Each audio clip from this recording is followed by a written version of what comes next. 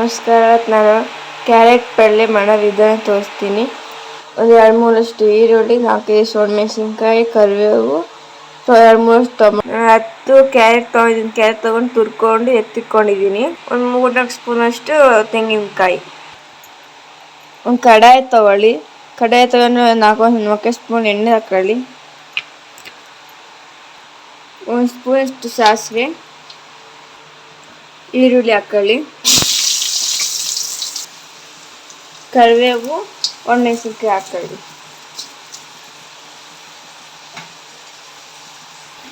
ಹಸಿ ಹೋಗ್ಬೇಕು, ಚೆನ್ನಾಗಿ ಕೆಂಪು ಹಾಕೊಂಡು ಉಜ್ಕೊಳ್ಳಿ. ಹಸಿ ವಾಸನೆ ಹೋಗಬೇಕು. ಆಮೇಲೆ ಟೊಮೊಟೊ ಹಾಕೊಳ್ಳಿ. ಸ್ವಲ್ಪ ಉಪ್ಪು ಹಾಕೊಳ್ಳಿ.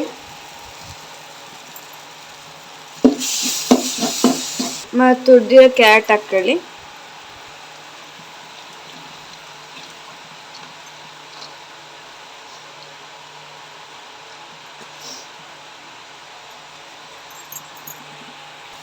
ತುರಿದಿರೋ ಕಾಯಿ ಹಾಕೊಳ್ಳಿ.